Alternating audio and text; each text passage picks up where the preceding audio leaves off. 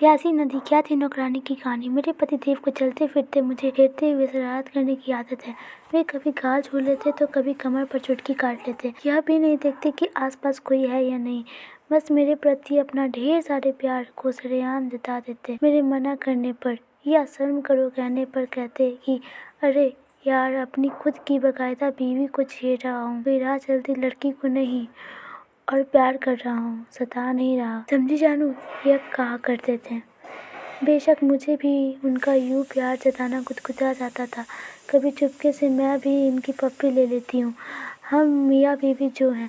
पर एक दो बार मैंने नोटिस किया है कि मेरी काम वाली गीता हम पति पत्नी की अटखेलियाँ दरवाजे के पीछे खड़ी रहकर छिप छिप कर देखती है।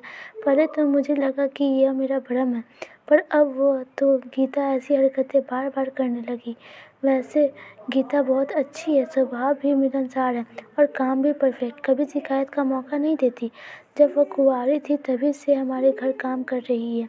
अभी 1 साल पहले ही उसकी शादी हुई। ससुराल यहीं पास में है, तो शादी के बाद भी गीता काम नहीं छोड़ा। वह हमारे परिवार में घुल मिल गई है। दरअसल कुंवारी लड़कियों को ऐसी हरकतें देखने की उत्सुकता रहती है, पर गीता की तो अब शादी हो चुकी है।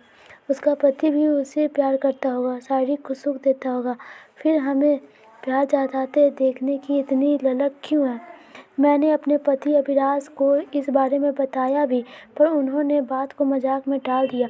पर मैं अब सतर्क हो गई। जब गीता काम करने आती थी तब मैं अपने पति से दूरी बनाने की कोशिश करती। यूं ही साल भर बीत गया। एक दिन बिना बताए गीता काम पर नहीं आई। आज तक ऐसा कभी नहीं हुआ, क्योंकि जब वो छुट्टी लेनी होती तब वह बता दे कर जाती या फ़ोन कर देती। हमने सोचा कि आ गया होगा कोई काम। जब वह दूसरे दिन भी नहीं आई तो मैंने उसके पति को फ़ोन किया, पर कोई रिप्लाई नहीं। मैंने अभिलाष से कहा, चलिए ना गीता के घर, मुझे फिक्र हो रही है, ज़रूर कुछ हुआ हो, वरना गीता यूँ बिना बताए कभी छुट्टी नहीं लेती। इनको ज़्यादा फिक्र नहीं थी तो बोले, अरे सालो, कोई दूसरी काम वाली रख लो ना यार, कहाँ दूसरों के झमेलों में पड़ती हो। मुझे ऑफिस के लिए देर हो रही है, मैं चलता हूँ। पर मेरे मन को चैन नहीं था, तो इनके ऑफिस जाते ही मैं एक्टिवा लेकर निकल गई। एक बार भारी बारिश थी तो हमने गीता को गाड़ी में छोड़ने गए थे।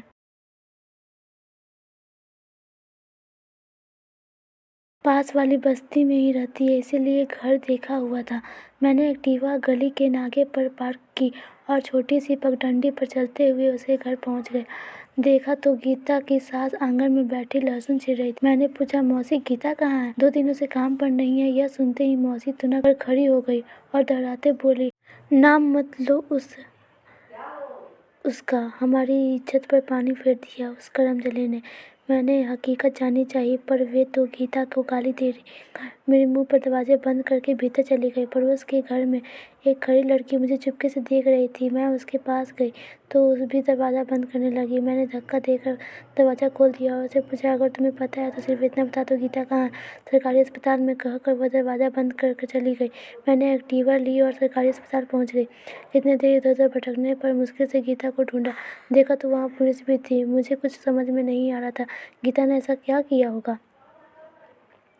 मैं नज़दीक गई तो मुझे देखकर गीता ने शर्म के मारे चेहरा दूसरी तरफ कर लिया। मैं एक कुर्सी पर बैठ गई और गीता से कहा, इधर देखो। गीता मुझे नज़र झुकाए देख रही थी। बोली, मैडम आप यहाँ? मैंने कहा, जब तुमने कोई खबर नहीं दी तो मुझे आना ही पड़ा। बताओ भी क्या हुआ? कहीं गिर विर गई या किसी ने मारा? एक एक बात बताओ। गीता ने कहा, मैडम सब बताऊंगी, थोड़ी ठीक हो जाऊं फिर घर आती हूँ। यहाँ कुछ बताना ठीक नहीं है। मेरी बात सुनकर आप इंसाफ करना कि मैं सही हूँ या गलत। मुझे लगा कि शायद कोई गंभीर बात है, इसीलिए मैंने कहा, ठीक है, मैं इंतज़ार करूँगी। ये लो 5,000 रुपये, किसी भी काम की ज़रूरत हो तो मुझे फ़ोन कर देना, मैं आ जाऊँगी। सबसे पहले दोस्तों, आज की कहानी यहीं तक रखते हैं। आगे की वीडियो देखने के लिए कमेंट करें, पार्ट 2 देखने के लिए।